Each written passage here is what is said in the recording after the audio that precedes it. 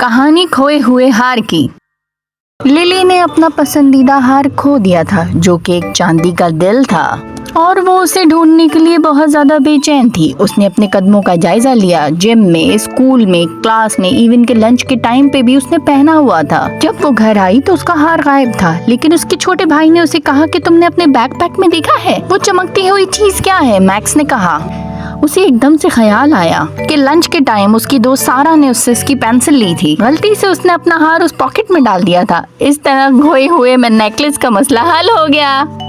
Mysterious message. Ben अपने school का bag check कर रहा था तो उसे एक पेपर मिला। उस पेपर पे लिखा हुआ था, मुझे लाइब्रेरी में 3 बजे मिलो, देर ना करना। लेकिन उस पेपर पे किसी का नाम नहीं लिखा हुआ था। मैक्स की क्यूरियोसिटी बढ़ गई। उसने कहा, मुझे जाना पड़ेगा।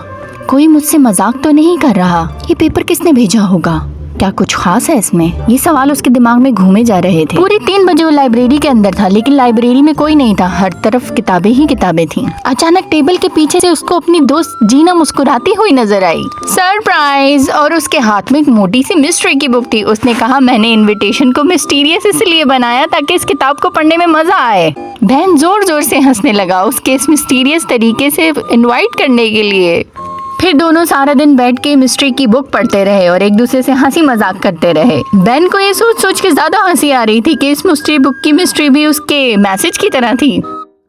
Missing pencil.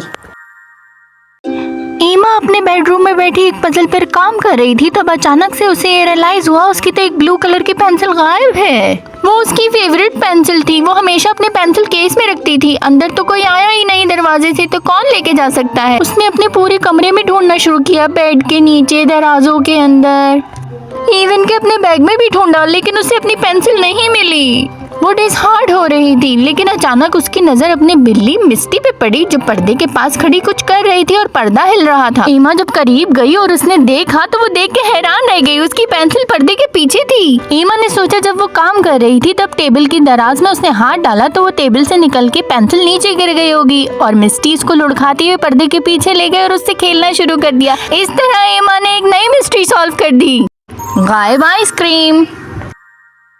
टॉमी को ये समझ नहीं आ रहा था कि उसके फ्रीजर से उसकी लाई हुई आइसक्रीम कहाँ गायब हो रही है। रोज वो नया बॉक्स लाता, अगले दिन वो गायब हो जाती, और घर में कोई मानता भी नहीं कि उन्होंने वो आइसक्रीम खाई है। 1 हफ्ता हो चुका था ये सब होते हुए। अब टॉमी ने सोचा कि मुझे एक क्लेवर प्लान बनाना पड़ेगा ताकि मैं उस चोर को पकड़ सकूं कि कौन मेरी आइसक्रीम लेके जा रहा है। तो टॉमी ने एक दिन सोने से पहले फ्रीजर के आगे थोड़ा सा आटा छिड़क दिया ताकि वो देख सके कि कौन आता है फ्रीजर के पास। अगली सुबह टॉमी को उस आटे के ऊपर छोटे छोटे पंजों के निशान नजर आए। टॉमी उन निशानों का पीछा करते करते अपने कमरे तक पहुंच गया। देख के हैरान रह गया, उसकी बिल्ली विक्सर्स प्याले में से आइसक्रीम खा रही थी। टॉमी जोर जोर से हंसा। उसने आइसक्रीम की मिस्ट्री भी सॉल्व कर ली थी। और अच्छी स्टोरीज के लिए हमारे चैनल को सब्सक्राइब करिए, लाइक करिए और बेल का आइकन जरूर दबाइए ताकि आपको नया नोटिफिकेशन मिलता रहे।